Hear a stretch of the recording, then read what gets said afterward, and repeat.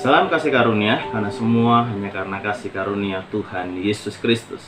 Tuhan tidak dapat menahan lagi untuk melihat kesukaran orang Israel dan menolong orang Israel. Kita akan melihat dalam Hakim-Hakim pasal 10 ayat 15 sampai dengan 16. Kata orang Israel kepada Tuhan, "Kami telah berbuat dosa.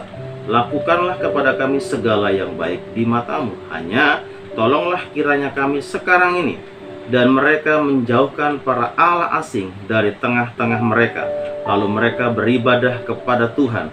Maka Tuhan tidak dapat lagi menahan hatinya melihat kesukaran mereka. Ini kisah bagaimana bangsa Israel setelah kematian Hakim Yair, kemudian bangsa Israel hidup jahat di mata Tuhan. Orang Israel sudah tidak beribadah lagi dan justru beribadah menyembah allah-allah asing. Melihat situasi ini, Tuhan begitu marah dan kemudian Tuhan menyerahkan bangsa Israel untuk dijajah dan diinjak-injak oleh Bani Amon selama 18 tahun.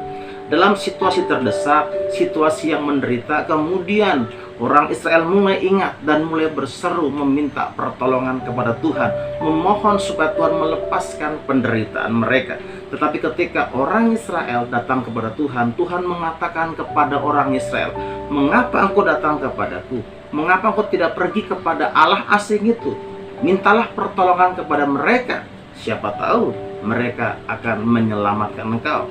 Tetapi orang Israel tidak berhenti untuk meminta tolong kepada Tuhan. Dan kita akan melihat ada sebuah perbedaan yang luar biasa, yang dimana awalnya Tuhan tidak mau menolong mereka, tapi perubahan terjadi di mana Tuhan akhirnya tidak tahan untuk tidak menolong orang Israel. Apa yang dilakukan oleh orang Israel sehingga bisa mengubah hati Tuhan sekejap mata, di mana orang Israel datang mengaku dosa, dia merendahkan diri, kemudian meninggalkan Allah asing dan beribadah kepada Tuhan. Mungkin dalam kehidupan kita sudah berdoa, kita meminta kepada Tuhan, kok sepertinya Tuhan tidak menolong. Mari kita belajar dari bangsa Israel yang bisa membuat Tuhan tidak bisa menahan lagi hatinya untuk menolong bangsa Israel. Karena apa? Karena orang Israel datang mengaku dosa. Dia jujur di hadapan Tuhan tentang apa yang dilakukannya. Bahkan dia datang dengan kerendahan dirinya.